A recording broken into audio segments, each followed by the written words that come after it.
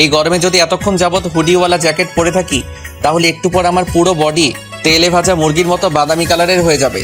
R for your kind information, এই রুমটাতে যেই মেয়েটা থাকে সেই মেয়েটা হচ্ছে আমার বউ। তাই আমি এখানে শুধু জামা ছাড়া নয়, প্যান্ট ছাড়াও থাকতে পারি। দেখতে চাও? আহানের কথা শুনে মেঘ টাসকি খেয়ে ওর দিকে তাকিয়ে রইল। ওর ভাবতে কষ্ট হচ্ছে যে আহানের মতো একজন ব্যক্তিত্ব সম্পন্ন মানুষ লাগামহীন কথাবার্তা বলছে, তাও আবার একটা মেয়ের সামনে। মেঘের এসব ভাবনার মধ্যে আহান এসে পেছন থেকে ওকে শক্ত করে জড়িয়ে ধরল। তারপর ওর কানে আলতো করে ঠোঁট ছুঁয়ে দিয়ে ওর কানের নিচে মুখ নিয়ে মৃদু সুরে বলল, কেঁদে কেটে চোখ মুখের এমন নাজেহাল অবস্থা করে রেখেছো কেন? সামান্য একটু ধমকি তো দিয়েছি, তাতে এতটা কান্নাকাটি করার কি আছে? আহানের কথা শুনে মেঘ ওর উপরে ভীষণ রেগে গেল। সাথে ওর প্রতি মেঘের ভীষণ অভিমান হলো। এটা ভেবে যে আহান ওর কষ্টটা বুঝতে পারলো না। ও আহানের প্রশ্নের কোনো উত্তর না দিয়ে রাগে ফুসতে ফুসতে ওর কোমর থেকে আহানের হাত দুটো সরানোর চেষ্টা করতে লাগলো। কিন্তু ও যতই আহানের হাত দুটো সরানোর চেষ্টা করছে, আহান ততই আরো শক্ত করে ওকে জড়িয়ে ধরে নিজের সাথে মিশিয়ে নিচ্ছে। আহানের এমন কাণ্ডে রাগে কোপে অভিমানে মেঘের চোখ থেকে পানি গড়িয়ে পড়তে লাগলো। ও তাতে দাঁত চেপে আহানকে উদ্দেশ্য করে বলল, ছাড়ুন আমাকে, একদম আমাকে ছোবেন না। কেন এসছেন আপনি এখানে? আমি আপনাকে আসতে বলেছি? মেঘের কান্নাবাজে কণ্ঠে এমন অভিমানী মিশ্রিত কথা শুনে আহান আলতো হাসলো। তারপর ফিস ফিস করে আদরে সুরে বলল, আমার পরিবার সারাদিন ধরে না খেয়ে রুম বন্ধ করে রেখে কান্নাকাটি করেছে।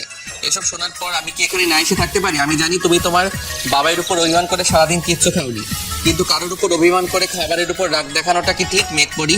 আহানের এমন আদরে কণ্ঠে কথা শুনে মেঘের আবার আজম রহমানের কথাগুলো মনে পড়ে গেল। তাই ও আর নিজেকে সামলাতে না পেরে আহানের দিকে ঘুরে ওকে শক্ত করে জড়িয়ে ধরে ওর বুকে মুখ গুঁজে দিয়ে কেঁদে দিল। মেঘের এমন কাণ্ডে আহার একদম হতবাক হয়ে গেল।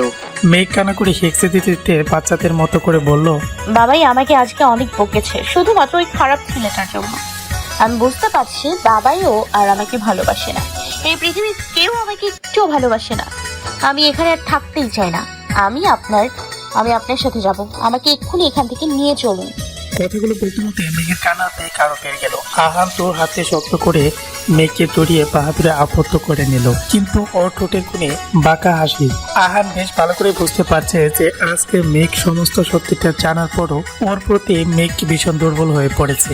এই জন্য ওর সাথে মেঘ কেমন বাচ্চাদের মতো আচরণ করছে। না হলে আগের মতো রুট হয়ে এতক্ষণে ওকে দু চার কথা শুনিয়ে দিত। আহান মেঘের কারে মুখ গুছিয়ে মনে মনে একটা শয়তানি হাসি দিয়ে বলল, এবার আপনি কি করবেন মিস্টার আজম রহমান? আপনার ট্রাম্প কার্ড তো এখন আমার কাছে।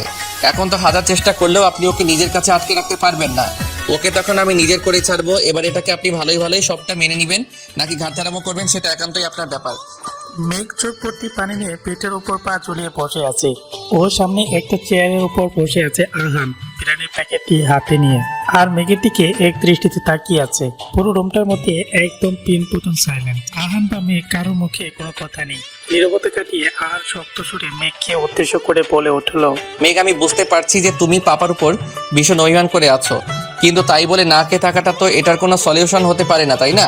আহানের কথার প্রতি উত্তরে মেঘ কিছুই বললো না, শুধু ওর চোখ জোড়া থেকে টপ টপ করে দুফোঁটা পানি গড়িয়ে পড়লো। যেটা দেখে আহান একটা দীর্ঘ শ্বাস ফেলে ওর পা হাতটা আলতো করে মেঘের গালে রাখলো। তারপর হাতের আঙ্গুল দিয়ে মেঘের গালে গড়িয়ে পড়া পানিটুকু মুছে দিতে দিতে বলল, কাঁদছো কেন মেঘ পড়ি? দেখো, পাপা তোমাকে ইচ্ছে করে ধমক দেয়নি। আবির এমনভাবে ওনার ব্রেন ওয়াশ করেছে যে উনি রাগের মাথায় তোমাকে ওইভাবে বলে ফেলেছে। মেঘ কান্নারত সুরে নাক টানতে টানতে বলল, তাই বলে ওই বাজে ছেলেটার জন্য বাবাই আমাকে ধমক দিতে পারলো? তোমার কাছে বা আমার কাছে আবির বাজে ছেলে হলেও ও কিন্তু তোমার বাবাইয়ের বড় ভাইয়ের ছেলে, আর ভাইয়ের ছেলে তো নিজের ছেলের মতোই হয়, তাই না? এই জন্য ওনার আবিরের প্রতি টানটা হয়তো একটু বেশি। মেঘ হাতের উল্টো পিঠ দিয়ে নিজের চোখের পানি মুছতে মুছতে আহানকে উদ্দেশ্য করে বলল, তাহলে বাবাই আমাকে এতটা অপছন্দ করে কেন?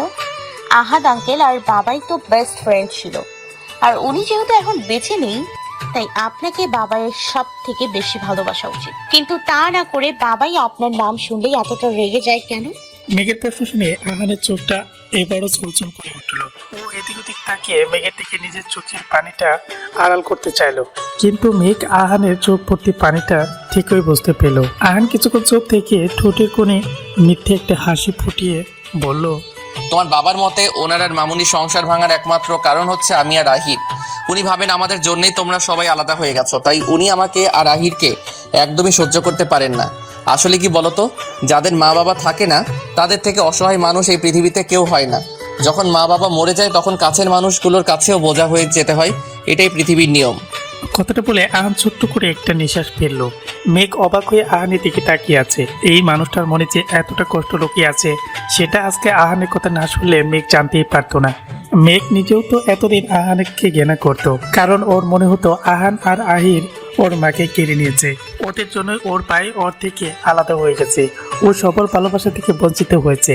কিন্তু আজকে মেঘের মনে হচ্ছে আহান আর আহির এতগুলো বছর ওর থেকে বেশি কষ্ট পেয়েছে, কারণ ওর মা বাবা একসাথে থাকে না তো কি হয়েছে, অন্তত এখনো তো ওরা পৃথিবীতে বেঁচে আছেন।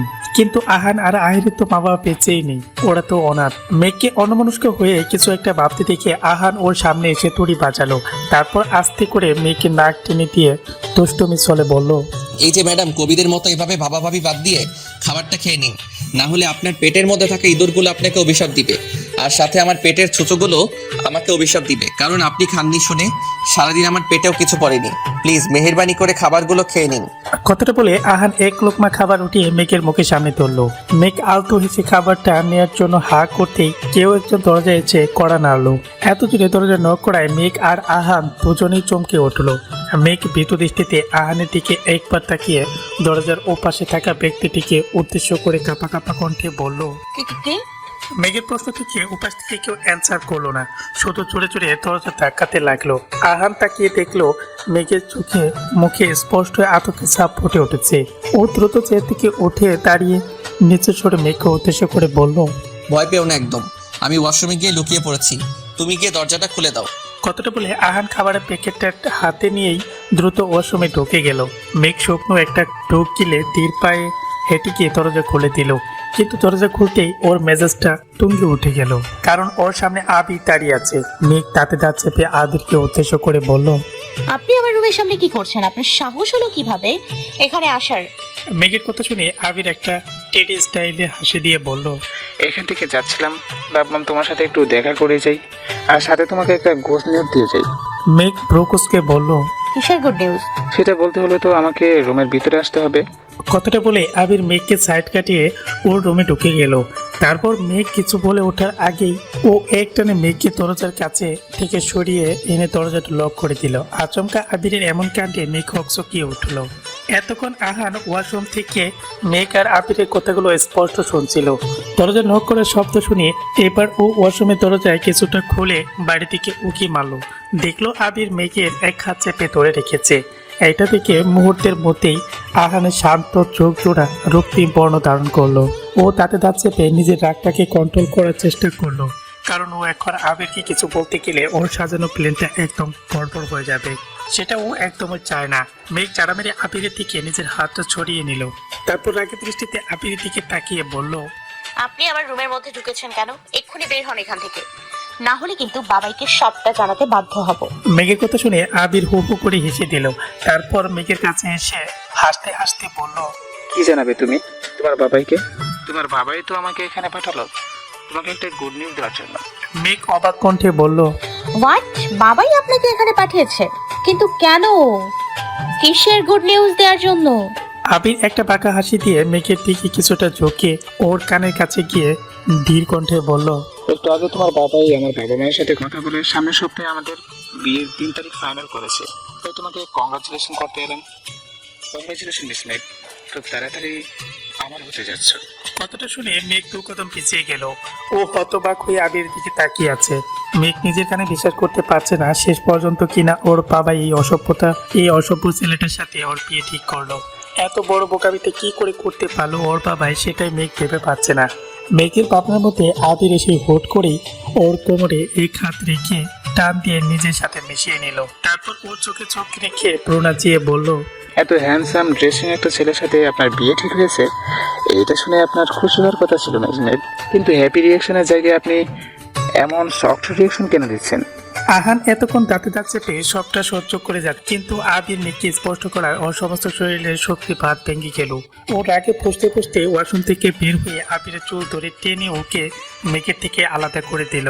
তারপর ও চুলগুলো ধরে টানতে টানতে ওকে দেয়ালের কাছে নিয়ে দেয়ালের সাথে আঘাত করতে লাগলো। মুহূর্তের মধ্যেই আবিরের কপাল ফেটে আর নাক দিয়ে গল গল করে ব্লিডিং হতে লাগলো। আবির কিছু বুঝে ওঠার আগেই আহান ওর কলার চেপে ধরে ওকে টানতে টানতে দরজার কাছে নিয়ে গেল। তারপর দরজা খুলে আবিরকে মারতে মারতে সিঁড়ির কাছে নিয়ে এলো। আবির আহানকে যে কাউন্টার অ্যাটাক করবে সেই সময়টুকু আহান ওকে দিল না। ড্রয়িং রুমে সোফার উপর বসে তিশা, অপি আর আজম রহমান কথা বলছিল। এর মধ্যেই ওরা আবিরের চিৎকার শুনে কার গড়িয়ে সিঁড়িটিকে তাকালো।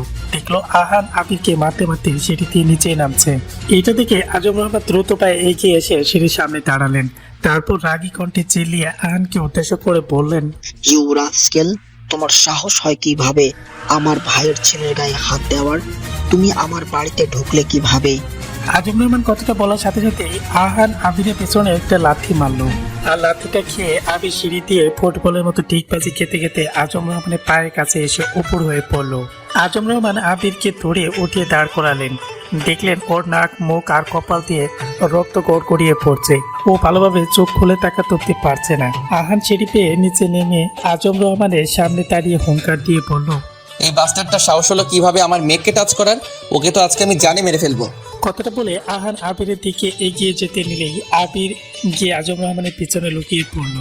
আজম রহমান রেগে আহানের দিকে এগিয়ে এসে ওকে চোর মারার জন্য হাত উঠালেন, কিন্তু চোরটা মারার আগে আহান ওনার হাতটা শক্ত করে চেপে ধরলেন। তারপর দাঁতে দাঁত চেপে বললেন, সেদিন যেই ভুলটা করেছিলেন আজকে অন্তত সেই ভুলটা করবেন না মিস্টার রহমান, কারণ আমাকে হার্ট করার অধিকার আমি কাউকে দেইনি। কথাটা বলে আহান ঝাড়া মেরে আজম রহমানের হাতটা ছেড়ে দিল। আজম রহমান রেগে চিল্লিয়ে বললেন, ইউ স্কাউন্ডেল, তুমি আমার বাড়িতে এসেছো কোন সাহসে? তুমি জানো এই মুহূর্তে আমি তোমার কি অবস্থা করতে পারি? আহান মুখ পাকিয়ে হেসে বলল, আমার সাহস সম্পর্কে আপনার বিন্দু মাত্র ধারণা নেই মিস্টার রহমান। আমি ঠিক কি করতে পারি সেটা আপনি কল্পনাও করতে পারবেন না। আর আপনিও আমার কিচ্ছু করতে পারবেন না, কারণ আহান খানের সাথে লাগতে আসা মৃত্যুকে আহ্বান করার সমান কথা। Just shut up. তোমার এসব ফালতু কথা শোনার কোনো ইচ্ছে আমার নেই। এক্ষুনি বের হয়ে যাও আমার বাড়ি থেকে। Get lost. আজম রহমানের কথা শেষ হতেই আহান ওনার চোখে চোখ রেখে তীক্ষ্ণ কণ্ঠে বললেন, চলে তো যাবোই মিস্টার রহমান, আপনার বাসায় আমি থাকতে আসিনি। শুধু যাওয়ার আগে একটা কথা বলে যাচ্ছি, যেটা ভালো করে মাথায় ঢুকিয়ে নিন। আপনি ভুলেও যদি এই বাস্টারটার সাথে আমার মেঘ পরীর বিয়ে দেওয়ার চেষ্টা করেন, তাহলে আপনার এই বাড়ি আমি কবরস্থান বানিয়ে দিব, বলে দিলাম। আজম রহমান গর্জে উঠে বললেন, কাকে হুমকি দিচ্ছ তুমি? তোমাকে আমি ভয় পাই না। আমার মেয়েকে কার সাথে বিয়ে দিব আর কার সাথে দেব না সেটা একান্তই আমার ব্যক্তিগত ব্যাপার। এই বিষয়ে আমি তোমার থেকে কোনো রকম ফালতু কথা শোনার প্রয়োজন মনে করছি না। আহান বিদ্রুপের হাসি এসে বললেন, ওকে, প্রয়োজন মনে না করলে শোনার দরকার নেই। আপনি যা ভালো মনে করবেন তাই করুন, আর আমারও যা ভালো মনে হবে আমিও সেটাই করব। পারলে আপনি আপনার মেয়ের বিয়ে অন্য কোথাও দিয়ে দেখান। যদি দিতে পারেন তাহলে কোনোদিন আমি আপনাকে আমার মুখ দেখাবো না। আহানের কথা শুনে আজম রহমান রাগে পুষতে পুষতে অন্যদিকে নিজের মুখ ঘুরিয়ে ফেললেন। মেঘ এতক্ষণ সিঁড়ির উপরে দাঁড়িয়ে দাঁড়িয়ে নিচে ঘটে যাওয়া দৃশ্যগুলো দেখছিল। এর মধ্যে আহান উচ্চ সুরে মেঘকে উদ্দেশ্য করে ডেকে বলল, মেঘ, এভাবে খালি গায়ে তো আর বাড়ি ফিরতে পারবো না। তোমার রুম থেকে আমার হুডিটা নিয়ে আসো। কথাটা মেঘে কানে পৌঁছানোর সাথে সাথে ও এক করে নিজের রুমে চলে গেলেন। আর আজম রহমান চমকে আহানের দিকে চোখ বড় বড় করে তাকালেন। এতক্ষণ উনি খেয়াল করলেন যে আহান খালি গায়ে ওনার সামনে দাঁড়িয়ে আছে। আজম রহমানকে এতটা চমকাতে দেখে একটু টাকা এসে বলল, আরে মিস্টার রহমান, এতটা চমকে উঠলেন কেন? এখানে চমকানোর মতো কিছুই হয়নি। পাইপ বেয়ে উপরে উঠতে উঠতে প্রচণ্ড গরম লাগছিল, তাই হুডিটা খুলে মেঘের রুমে রেখে ওকে খাবার খাওয়াতে বসেছিলাম। তাছাড়া আপনার মেয়ের সাথে আর উল্টাপাল্টা কিছুই করিনি, কারণ আপনার ভাইয়ের ছেলের মতো মেয়েদের সাথে অসভ্যতা করার স্বভাবটা আমার মধ্যে নেই। আহানের কথা শেষ হওয়ার সাথে সাথে মেয়েকে দৌড়াতে দৌড়াতে আহানি হুডিটা নিয়ে ওর সামনে এসে দাঁড়ালো। আহান মুচকি হেসে মেয়ের হাত থেকে হুডিটা নিয়ে গায়ে পড়ে নিল। তারপর আজম রহমানের দিকে তাকিয়ে বলল, আসছি মিস্টার রহমান, আশা করছি খুব শীঘ্রই আপনার সাথে আবার আমার দেখা হবে। কথাটা বলে আহান সামনে এগোতে নিলে মেঘ এসে ওর হাত ধরে ওর দিকে কাতর দৃষ্টিতে তাকালো। আহান বেশ ভালো করে বুঝতে পারছে যে আবিরের পাশে বিয়ারে মেঘ আজকে ভীষণ ভয় পেয়েছে। তাই ও মেঘের গায়ে আলতো করে হাত ছুঁয়ে দিয়ে মুচকি এসে বলল, ভয় পেও না মেঘ পড়ি, ওই ছাগলটা তোমার কিচ্ছু করতে পারবে না। আমি তোমার থেকে যত দূরেই থাকি না কেন, তোমার আশেপাশে আমি অন্য কাউকে আসতে দিব না, বিকজ তোমাকে স্পর্শ করার অধিকার আমি ছাড়া আর কারোর নেই। আহানের কথা শেষ হতে আজম রহমান এসে মেঘের হাতটা ধরে টেনে ওকে আহানের থেকে দূরে সরিয়ে দিল। আহান এগিয়ে এসে আবিরের সামনে দাঁড়ালো, চোয়াল শক্ত করে বলল, আজকের পর থেকে আমি যদি শুনেছি যে তুই আমার মেঘপরির আশেপাশেও গিয়েছিস, তাহলে তোকে আমি এমন জায়গায় মারবো যে তুই জীবনে আর বাবা হতে পারবি না। সারা জীবনের মতো তোর ভবিষ্যৎ অন্ধকার হয়ে যাবে। কথাটা বলে আহান আর এক মুহূর্ত ওখানে দাঁড়ালো না, হন হন করে বাসা থেকে বের হয়ে বাইরে চলে গেল। আর আহানের যাওয়া থেকে তাকিয়ে থাকতে থাকতে মেঘের গাল গড়িয়ে পানি পড়তে লাগলো। পৌঁছে যে ড্রেসিং টেবিলের সামনে বসে আছে মেঘ, ওর থেকে কিছুটা দূরে পেটের উপর বসে আছে তিশা। টেনশনে তিশার মাথা কাজ করা বন্ধ করে দিয়েছে। এই মুহূর্তে ওর ঠিক কি করা উচিত সেটা ও নিজেও বুঝতে পারছে না। দিশাকে খুব চিন্তিত দেখালো, মেঘের চোখের মুখে কোনো রকম চিন্তার চেটে ফোটাও নেই। ও অস্থির দৃষ্টিতে দাঁতে দাঁত চেপে মিররের দিকে তাকিয়ে আছে। ওকে এতটা চুপচাপ দেখে দিশা বসা থেকে দাঁড়িয়ে রাগী কণ্ঠে বলল, হোয়াটস রং উইথ ইউ মেক? এভাবে চুপচাপ বসে আছিস কেন? এক্ষুনি আঙ্কেলকে গিয়ে বল যে তুই বিয়েটা করতে চাস না। যা গিয়ে বিয়েটা ভেঙে দে। তিশার কথা শুনে মেঘকে মিররের দিক থেকে চোখ সরিয়ে তিশার দিকে তাকালো, তারপর বেশ শান্ত সুরে বলল, কেন? তিশা দাঁতে দাঁত চেপে বলল, কেন মানে? তুই জানিস না তোর বিয়েটা কার সাথে হতে যাচ্ছে? জানি তো। মেঘের কথা শুনে তিশা অসহায় কণ্ঠে বলল, জানিসই যখন, তখন বিয়েটা কেন ভেঙে দিচ্ছিস না মেঘ? আবি তোকে শুধুমাত্র চারজন প্রপার্টির জন্য বিয়ে করতে চাইছে। ও একদমই ভালো ছেলে নয়, ও একটা লোভী ছেলে। ওর স্বার্থ সিদ্ধি হাসিল করে গেলে একদিন ও তোকে ইউজ করার টিস্যুর মতো রাস্তায় ছুঁড়ে ফেলে দেবে। সব জেনে শুনে কেন নিজে পায়ে কুড়ুল মারছিস মেঘ? তিশার কথা শেষ হতে মেঘ ওর দিকে তাকিয়ে স্নান হাসলো, তারপর শীতল কণ্ঠে বলল, এই বিয়েটা করলে হয়তো ভবিষ্যতে আমাকে অনেক কষ্ট পেতে হবে, কিন্তু যদি আজকে বিয়েটা ভেঙে দেই তাহলে আমার বাবাই খুব কষ্ট পাবে। আমার উপর থেকে ওনার বিশ্বাস উঠে যাবে, ওনাকে সবার সামনে ছোট হতে হবে। তাই আমার যত কষ্টই হোক না কেন আমি সব চুপচাপ সহ্য করে নিতে পারবো, কিন্তু আমার বাবাইকে আমার কারণে কখনোই কষ্ট পেতে দিব না। মেঘের কথা শুনে দিশা ওর দিকে কিছুক্ষণ নীরব দৃষ্টিতে তাকিয়ে রইলো, তারপর ভাঙে কণ্ঠে বলল, নিজের বাবাইকে তো কষ্ট দিতে পারবি, তাহলে তোকে যে মানুষটা এতটা ভালোবাসে তাকে কিভাবে কষ্ট দিবে? একটাবার ভাববি না যে সে তোকে ছাড়া কিভাবে থাকবে? দিশার প্রশ্ন শুনে মেঘ স্বপ্ন একটা টোক কিনল। এতক্ষণ ধরে অনেক কষ্টে ও নিজের কান্না চেপে রেখেছিল, কিন্তু দিশার কথায় ওর বুক পেটে আবারও কান্না আসতে চাইছে। মেঘকে নিশ্চুপ হয়ে বসে থাকতে দেখে দিশা আবারও বলল, কিরে চুপ করে বসে আছিস কেন? আমার প্রশ্নের অ্যান্সার দে। তুই তো বিয়ে করে চলে যাবি, তারপর আহান ভাইয়ের কি হবে? মেঘ অনেক কষ্টে নিজের কান্নাটাকে চেপে রেখে কাপা কাপা কণ্ঠে বলল, কিছুই হবে না। কারোর জন্য কারোর লাইফ থেমে থাকে নাকি? আমার বিয়ে হয়ে গেলে উনিও কিছুদিন পর ওনার মনের মতন কাউকে একটা বিয়ে করে সুখে শান্তিতে সংসার করতে পারবেন। মেঘের কথা শেষ হতে দিশা তাচ্ছিল্য হেসে বলল, কত সহজে কথাগুলো বলে দিলি তাই না? কিন্তু যতটা সহজে কথাগুলো বলছিস সবকিছু অতটাও সহজ না মেঘ। যাই হোক, তোর যা ইচ্ছা তুই তাই কর, আমি আর তোর কোনো বিষয়ে কোনো কথা বলবো না। কথাটা বলে দিশা হন হন করে রুম থেকে বের হয়ে গেল। দিশা বের হয়ে যেতে মেঘ গিয়ে রুমের দরজাটা লক করে দিল, তারপর দরজার সাথে পিঠ ঠেকিয়ে ফ্লোরে বসিয়ে ফোপে ফোপে কাঁদে উঠলো। মেঘের মনে হচ্ছে কেউ ওর কোলে যায় হাত দুটি দিয়ে ক্রমাগত আঘাত করছে, যন্ত্রণায় ওর শ্বাস বন্ধ হয়ে আসছে। মেঘ বুকের উপরে হাত রেখে হিকসে দিতে দিতে বলল, আমি এখন কি করবো আল্লাহ, তুমিই আমাকে বলে দাও। আমার কাছে যে আবিরকে বিয়ে করা ছাড়া আর কোনো উপায় নেই। নিজের স্বার্থের জন্য কিছুতেই আমি আমার বাবাকে কষ্ট দিতে পারবো না, কারণ আমি ছাড়া যে আমার বাবাইয়ের আর কেউ নেই।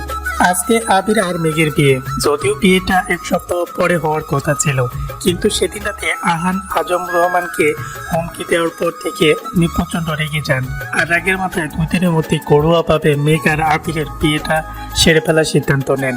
অপি আর দিশা মিলে আজম রহমানকে অনেকবার বোঝানোর চেষ্টা করেছে যাতে উনি এত তাড়াতাড়ি বিয়েটা না দেয়, কিন্তু ওনার সিদ্ধান্ত থেকে এক পাউন্ড নড়েনি উনি। তাই উনি বিরক্ত হয়ে আজম রহমানের সাথে কথা বলাই বন্ধ করে দিয়েছে। দুপুর 2:25 ড্রয়িং রুমে সোফার উপর সেটার পরে হাত পায়ে প্যান্টিস নিয়ে বসে আছে আবির। ওর সোজাসুজি অপর পাশে সোফায় বসে আছে আজম রহমান আর কাজী। ওনারা ছাড়া আত্মীয় বলতে শুধুমাত্র আবিরের মা বাবা আর অবির মা বাবা এখানে এসেছে। তাছাড়া আজম রহমান বাইরে কোনো লোককে ইনভাইট করেনি। বাইরের লোক তো দূরের কথা, অন্যান্য আত্মীয় স্বজনদেরও এই বিয়ের ব্যাপারে কোনো কিছু জানাননি উনি, কারণ উনি চান এই ব্যাপারে কোনোভাবে আহান কিছু জানতে না পারুক। ড্রয়িং রুমের এক পাশে রাকিব মোট দাঁড়িয়ে আছে তিশা আর হবি। দুজনের দৃষ্টি হবির থেকে স্থির। ওরা শুধু ভাবছে মানুষ ঠিক কতটা আহমক মার্কা হলে স্বেচ্ছায় লাফাতে লাফাতে এসে আগুনের কুড়োর মধ্যে ঝাঁপ দিতে চায়। দিশার আগে বসতে বসতে অভিকে উদ্দেশ্য করে বলল,